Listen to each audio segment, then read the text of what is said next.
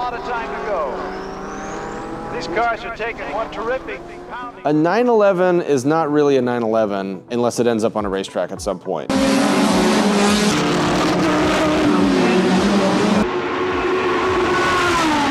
At least that seems to be what Porsche has espoused over the last 60 years. So in that same sense, the 930, the turbo, gave birth to all these other variants on the racetrack. Most people know the 935 as the Moby Dick because it had this huge whale tail. Like, this is the whale tail for the street car, but the whale tail for the race car was like 2 feet longer. And then they had this really long, protracted front nose.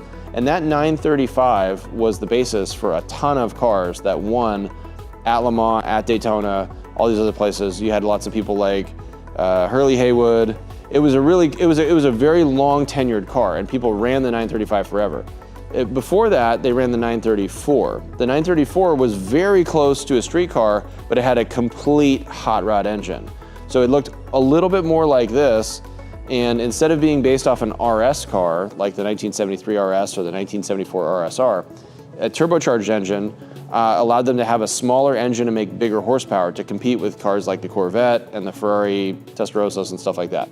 So the 934 was really successful and ran under really iconic liveries like the Jägermeister car, the Interscope car, of course, the Brumos car. So Brumos was one of the dealerships actually in Florida that, as I don't know, the same way I would try to do it, try to say, hey, if we race with you guys, can we get a store? Can we get cooler cars, stuff like that? So they had an actual business that supported the racing, and the racing supported the business. And this is one of the best examples of the win on Sunday, sell on Monday thing.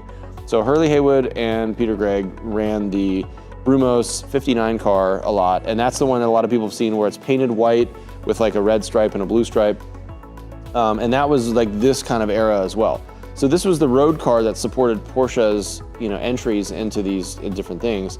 And then eventually they had what was called like a 934.5. So the 934.5 was basically a monster engine with 700 or 800 horsepower inside of a 934 body, but it wasn't a full 935.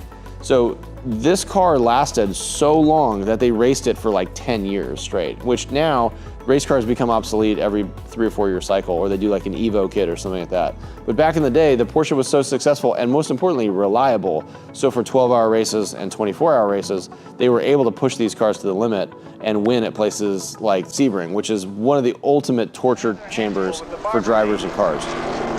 I'm getting an accident report from the S's. Car 59, Peter Gregg has flipped. Gregg has flipped in the S's. Gregg is out of the car and okay. Tough break for Peter Gregg.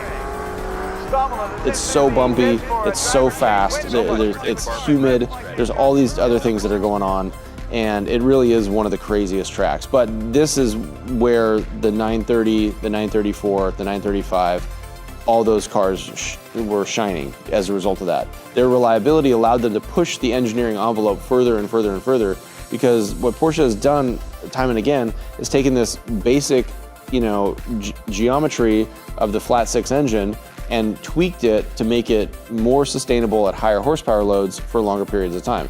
There's still a lot of people today that are vintage racing 934s, 930s, 934.5s, and their 935s. When you go to something like Rennsport Reunion, or you go to the Pebble Beach Concourse Car Week, and you see the historic races, there's tons of 911 turbo-based cars in all those classes.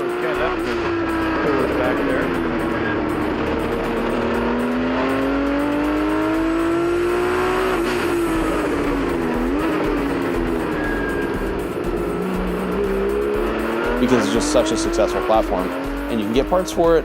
Porsche Motorsports in Los Angeles still supports these cars and still supports the race cars. So if you need stuff rebuilt, whether it's a transmission, brakes, or your engine overhauled to get a little bit more horsepower, you can still send your car down to Carson and they will rebuild it for you. For a fee, of course, as everything is with Porsche. But it is really just a great thing where you feel when you're driving on the highway and you're going 100 miles an hour on one of these things, this is kind of the same noise, kind of the same engine, kind of the same overall vibe if you were racing, at one of these races, because the car is so similar. They have history, and some of the most famous drivers drove these cars. in all these series where they would take a NASCAR guy, an IndyCar guy, a Formula One car guy, and they would slam them into the car.